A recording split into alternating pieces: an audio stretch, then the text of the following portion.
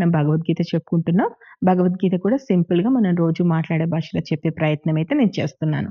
ఇప్పటి వరకు మనం 2 అధ్యాయాలు పూర్తి చేసుకున్నాం. ఒకటో అధ్యాయంలో ఏం చెప్పుకుంటాం 46 శ్లోకాలలో అర్జునుడు నా వాళ్ళతో నేను యుద్ధం ఎలా చెయ్యను అనే ప్రశ్న లేవనెత్తి యుద్ధం చెయ్యను అని కూర్చుంటాడు.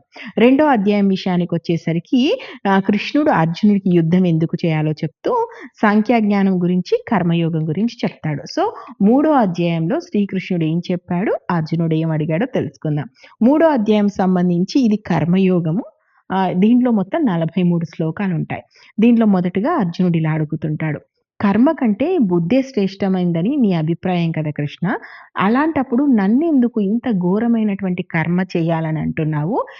నేనసలు నాకేమి అర్థం కావట్లేదు. నువ్వు అప్పటి నుంచి చెప్తున్న దాంట్లో రకరకాల మాటలు చెప్తున్నావు. దీనిలో అసలు ఏది శ్రేష్టమైంది? నువ్విప్పుడు చెప్పినటువంటి వాటిలో బుద్ధి గురించి చెప్పావు, కర్మ గురించి చెప్పావు. అసలు దీనిలో ఏది శ్రేష్టమైంది? అసలు నన్నేం చేయమంటావు? నాకేమి అర్థం కావట్లేదు అని అడుగుతాడు. అప్పుడు శ్రీకృష్ణుడు ఇలా అంటాడు.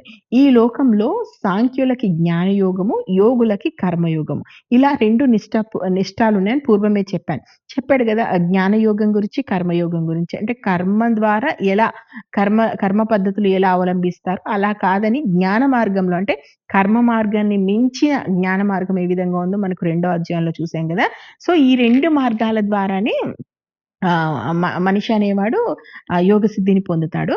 అయితే దీంట్లో కర్మ ఫలాపేక్ష లేకుండా పనులు చేయాలని నేను చెప్పాను. కానీ కర్మ ఫలాపేక్ష ఉండకూడదంటే ముందసలు నువ్వేదైనా కర్మ చేయాలి. అంటే మనం ఏదైనా పని చేస్తేనే గదా! దాని మీద ఎలాంటి ఆపేక్ష పెట్టుకోకూడదని చెప్పేది. కాబట్టి కర్మలు మానేయడం అనేది జరగదు. ఏ మనిషి అయినా సరే ఖచ్చితంగా ఒక్క క్షణం కూడా కర్మ చేయకుండా ఉండదు. అది మానసికంగానో, శారీరకంగానో ఏదో ఒక కర్మ చేస్తూనే ఉంటాడు.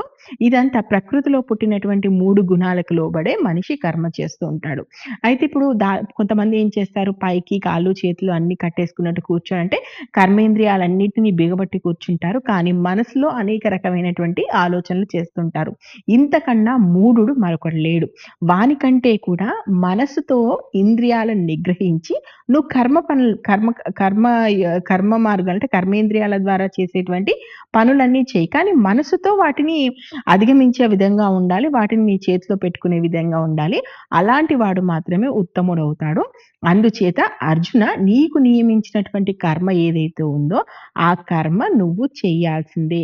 కర్మ చెయ్యకుండా ఉండడం కంటే మనకేదైతే కర్మ చేయాలని మన మన మనం ఏ కర్మ అయితే మనకు ఉత్తమం అని ఉంటుందో ఆ కర్మ చెయ్యడమే అసలైనటువంటి పని.